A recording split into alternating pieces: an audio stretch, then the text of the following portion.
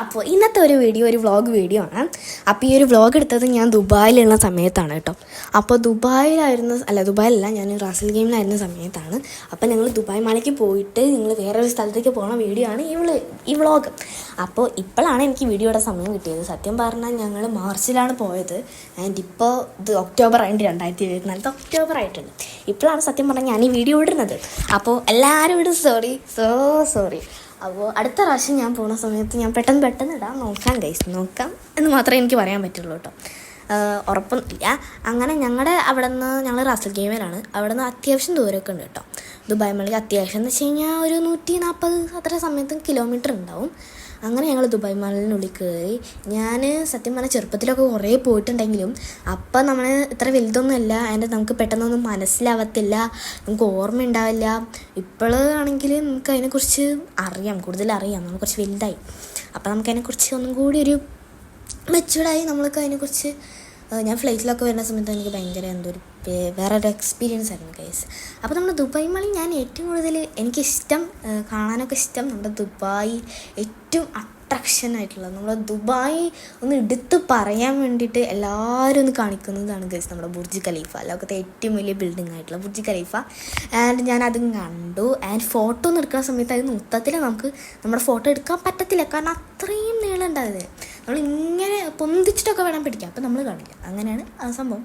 And ഞാൻ അന്തം മുട്ട പോയാൽ നിൽക്കുമായിരുന്നു. കാരണം എന്ത് ഭംഗിയാന്ന് പറയണോ.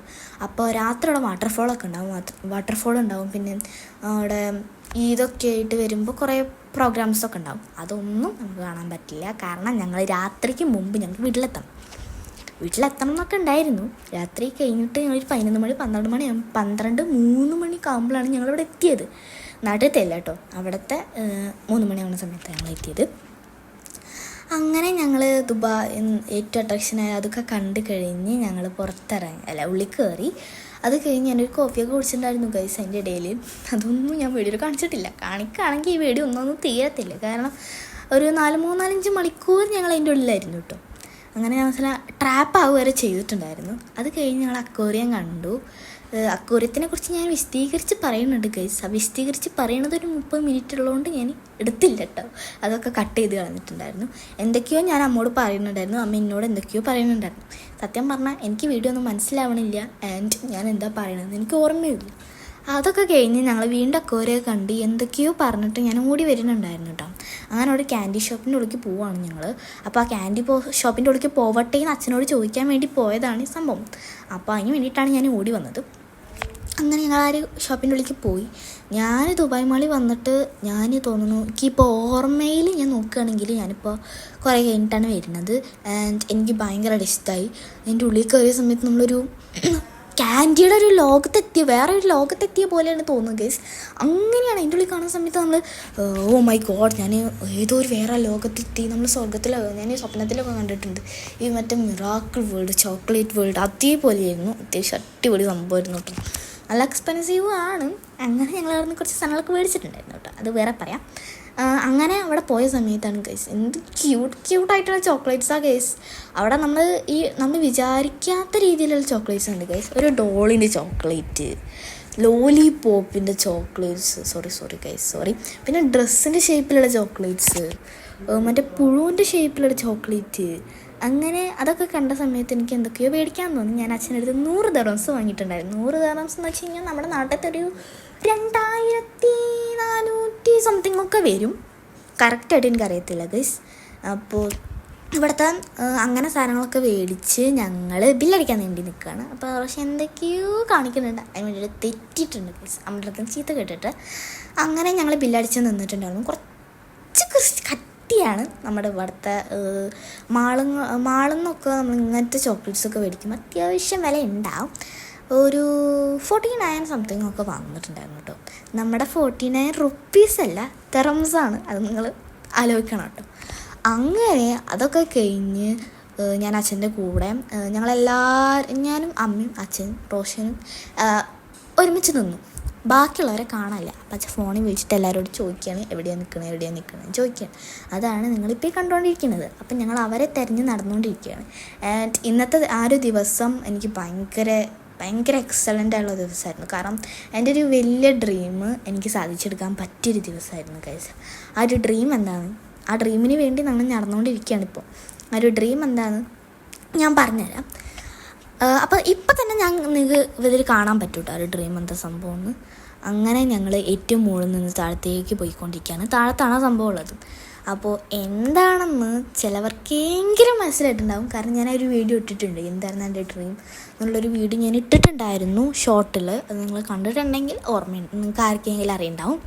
ആൻഡ് അങ്ങനെ നമ്മൾ ഒരു വാട്ടർഫോൾ ഉണ്ടല്ലോ ദുബായ് മാളിൽ, ആ ഒരു വാട്ടർഫോളൊക്കെ ജസ്റ്റ് ഒന്ന് കണ്ടു. ആൻഡ് അതൊക്കെ ഞങ്ങൾ കുറേ കണ്ടതായതുകൊണ്ട് തന്നെ ഞങ്ങൾ അതിൻ്റെ അടുത്തൊന്നും പോയിട്ട് ഫോട്ടോ ഒന്നും അധികം എടുത്തിട്ടില്ല, ജസ്റ്റ് ഒന്ന് വീഡിയോ ഒക്കെ എടുത്തിട്ടുണ്ടായിരുന്നു കേട്ടോ. നല്ല അടിപൊളി വാട്ടർഫോളാണ്, എന്താ അടിപൊളിയെന്ന്. ആ ഒരു സാധനങ്ങളൊക്കെ വിഴാൻ പോണ പോലെയാണ് ആ ഒരു ഇതിൽ കൊടുത്തിരിക്കുന്നത്. അപ്പോൾ ഇതായിരുന്നു ഗൈസിൻ്റെ ഡ്രീം. ആൻഡ് എനിക്ക് ഐസ് സ്കേറ്റിംഗ് ചെയ്യണമെന്ന് ഭയങ്കര ആഗ്രഹമായിരുന്നു കേട്ടോ.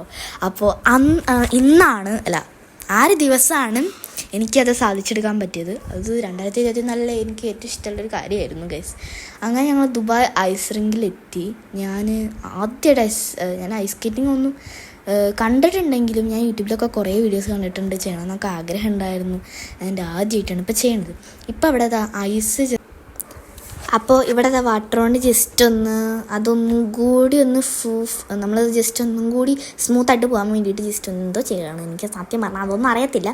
ആൻഡ് ഞാൻ എൻ്റെ ഡ്രീം സാധിച്ചെടുത്തു ഗൈസ്. അപ്പോൾ ഞാൻ എൻ്റെ കസിനും കൂടിയിട്ടാണ് എൻ്റെ ഉള്ളിൽ പോയിട്ട് എല്ലാ സംഭവവും ചെയ്തത്. ആ സ്കേറ്റിംഗ് ആ ഒരു ഷൂ ഇട്ട സമയത്ത് തന്നെ ഞാൻ എന്തോ പോലെ തോന്നി ഗൈസ്. കാരണം നല്ല വെയിറ്റ് ഉണ്ടായിരുന്നു. അതിൻ്റെ ഇടയിൽ മറ്റേ ഈ എന്താ പറയുക ഗൈസ്, ഒരു സ്റ്റീൽ പോലത്തെ സംഭവമാണ്. അപ്പോൾ ഈ ഒരു പെൻഗ്വിനെ കണ്ടില്ലേ, ഇതിനാണ് എനിക്ക് കഥ പറയാനുള്ളത്. അപ്പോൾ ഈ ഒരു പെൻഗ്വിനായിട്ട് ഞാൻ സത്യം പറഞ്ഞാൽ അതിന് 40 ദിർഹംസാണ്. അതൊക്കെ മേടിച്ച് ഞാൻ ജസ്റ്റ് ഒന്ന് സ്കേറ്റ് ചെയ്തിട്ടുണ്ടായിരുന്നു ഗൈസ്. അപ്പോഴാണ് എനിക്ക് മനസ്സിലായത് സാധാരണ സ്കേറ്റിംഗ് ചെയ്യണ പോലെ തന്നെയാണ് ഇതെന്ന്. അപ്പോൾ ആ ഒരു 40 ദിർഹംസ് വെറുതെ പോവുകയും ചെയ്ത് ആ സാധനം എടുത്ത് വേറെ ഏതൊരു കുട്ടിക്ക് ഉപകാരം ഉണ്ടായി. അപ്പോൾ ഞാൻ ആ സാധനം എടുത്ത് ജസ്റ്റ് അവിടെ വെച്ച് പോയി, വേറെ ഏതോ ഒരു കുട്ടി എടുത്തിട്ട് അതുകൊണ്ട് ചെയ്യായിരുന്നു കേട്ടോ. അപ്പോൾ എൻ്റെ ഡ്രീം സാധിച്ചെടുക്കാൻ പറ്റിയത് ഞാൻ ഒരുപാട് സന്തോഷിച്ചതാണ് ഗൈസ്. അപ്പം ഐസ് സ്കേറ്റിംഗ് ചെയ്യുന്നത് എനിക്ക് ഭയങ്കര ഇഷ്ടമായിട്ടുള്ള സംഭവമാണ് ഗൈസ്. അടിപൊളിയായിരുന്നു. ആൻഡ് എന്താ പറയുക, ഇപ്പം ഞാൻ എന്തൊക്കെയോ പറയാനുണ്ട്. പറയണ ഒന്നും എൻ്റെ വായിന്ന് വരണത് വേറെ, പറയണത് വേറെ, മനസ്സിൽ വിചാരിക്കുന്നത് വേറെ. അങ്ങനെയാണ്. അങ്ങനെ ഞാൻ ഐസ് സ്കേറ്റിങ്ങൊക്കെ ചെയ്തു. അമ്മ പറഞ്ഞിട്ടുണ്ടായിരുന്നു ഒരു 4-5 റൗണ്ട് ചെയ്തിട്ട് പോരെ, കാരണം വീട്ടിലേക്ക് പോകാണ്ട് കേട്ടോ. ഫുഡൊന്നും കഴിച്ചിട്ടില്ല.